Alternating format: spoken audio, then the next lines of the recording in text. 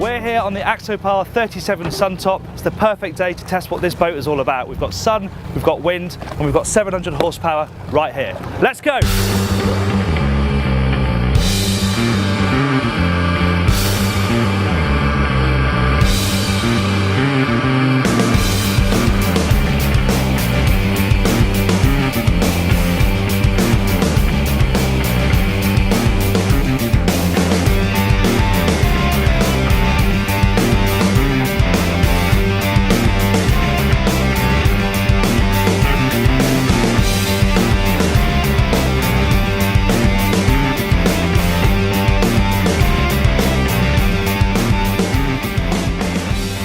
With my experience of the 28, I suspected the 37 would be really good to drive, and unsurprisingly, lengthening the hull has done nothing to the drive of this boat.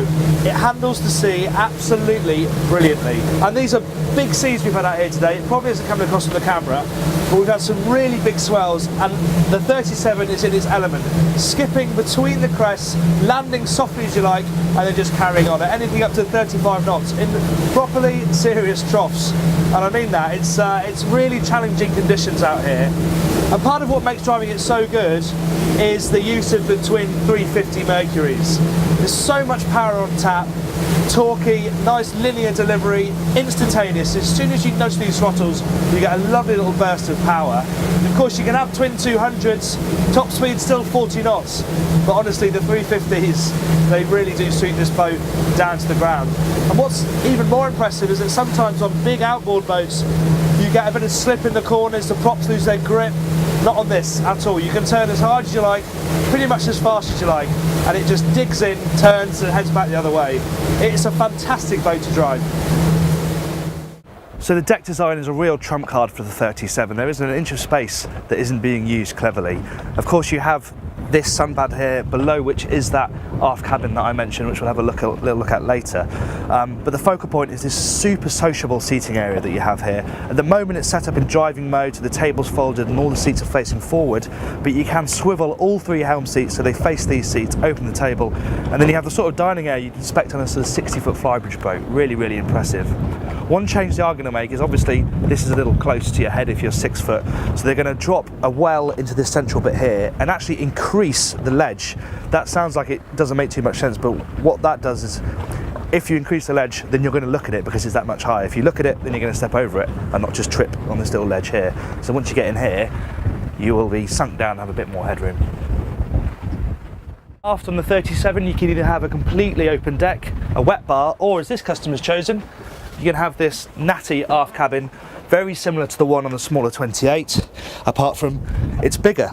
Berths, perfectly comfortable, somebody over 6 foot. You can sit up in bed, you can sit here, there's enough headroom. Okay, you're not going to want to spend a couple of weeks in here, but a few nights, perfectly comfortable. And there's plenty of ventilation too, because not only do you have this opening hatch, there's another hatch at the back as well. So the major difference of the 37 over the 28, of course, is that you have a cabin forward as well, so let's go and have a look at that. Now, no matter what deck layout you go for, you always get this double cabin on the 37. Perfectly comfortable for a couple of adults and really adds an extra element to this boat's long cruising abilities. You also have some other creature comforts like a little sink here in a small galley unit, a bit of storage underneath. You also have a toilet, which is a nice touch. If you're going to be out for the day, it's great to be able to have that there. The only thing I would say about the boat with the aft cabin is that you don't have too much cooling space. There's only 2 quite small fridges on board this boat, something you don't have to worry about if you have the wet bar version. The driving position and dash design ripple with sensible Scandinavian design layout. Not only is the driving position absolutely brilliant, standard or seated, this standing position is perfect. Wheels so nice and close to you, throttles just under your hand, you're in the middle of the boat, it genuinely couldn't be better. And because you're sunk down, you're really nice and protected from this raked back windscreen as well. Covered in non-glare material, you can really easily reach both of the plotter screens. I mean, I really can't fault it. They've even fitted a nice little material holder here that you can pull away, put charts in and take home with you. And the other advantage about this version is, as I mentioned, you have this really easy to operate manual sunroof, goes all the way back, but you can get sunlight down onto the helm position if you want to. It takes a matter of seconds and it's very easy to use as well. What the 37 offers over the rest of the Axopar range is true long-term cruising and comfort, especially for a couple.